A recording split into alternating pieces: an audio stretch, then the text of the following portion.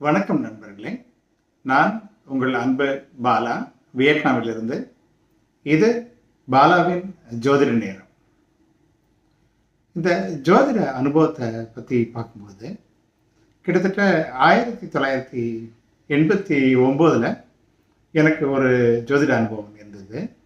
அப்போ நான் என்னுடைய உறவினரினுடைய கசின் சங்கர் கும்பகோணத்தில் இருக்கார். அவர் இருந்தார். அவர்கிட்ட நான் சொல்லி எனக்கு என்னுடைய ஹாரோஸ்கோப் என்னுடைய ஜாதகத்தை அவர் கணிக்க சொல்லி கொடுத்தேன். அவர் மெட்ராஸில் போயிட்டு திரு ஞானராஜ் அப்படின்னு சொல்லிட்டு ஒரு ஜோதிடர், அவர்கிட்ட கொடுத்து ஜாதகத்தை கணித்து கையில் எழுதி அந்த பேப்பரை எனக்கு அனுப்பிச்சி வச்சார். இன்னும் கூட அந்த பேப்பர் இந்தியாவில் நான் வச்சுருக்கேன். அவர் முதல் முறையாக அந்த ஜோதிடர் அந்த ஜாதகத்தில் இருக்கக்கூடிய கட்டங்கள், அதில் இருக்கக்கூடிய அந்த கிரகங்கள், அதெல்லாம் அந்த நிலையெல்லாம் டிகிரிஸு அந்த செகண்ட்ஸ்ன்னு சொல்லுவாங்க, அந்த அளவுக்கு துல்லியமாக கணிச்சிருந்தார்.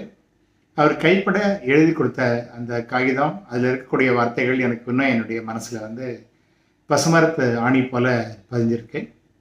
அப்போது 89 அவர் போட்டிருந்தார், ஜாதகர் தற்காலிக வேலையை இப்போது மேற்கொள்வார். 1990 நிரந்தர வேலை கிடைக்கும். அப்புறம் 1993 பிப்ரவரி மாதம் சொந்தம் இல்லாத இடத்தில் சிறப்பாக திருமணம் நடைபெறும்.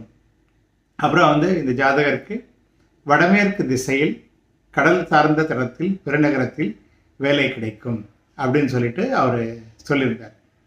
அவர் சொன்ன மாதிரியே அதே 1993 பிப்ரவரி மாதம் 10ஆம் தேதி என்னுடைய திருமணம் நடைபெற்றது. அஃப்கோர்ஸ் இந்த திருமணத்துக்காக நானும் முயற்சிகள்லாம் பண்ணேன். அது தகுந்த இடத்துல நம்மளுடைய ஜாதகத்தை கொடுத்து, அப்புறம் அவங்க நம்மளை பார்க்குற மாதிரி அதுக்கு சில ஏற்பாடுகள் பண்ணேன்.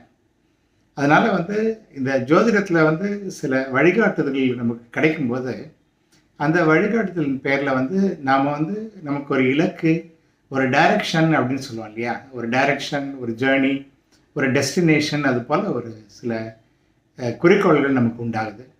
அதை நம்ம செயல்படுத்தி அதை நம்ம அடையும் போது நம்மளுடைய வெற்றி நமக்கு கிடைக்கிது.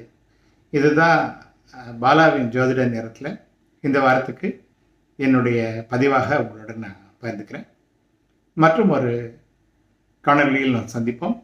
அதுவரை நன்றி, வணக்கம், பாய்.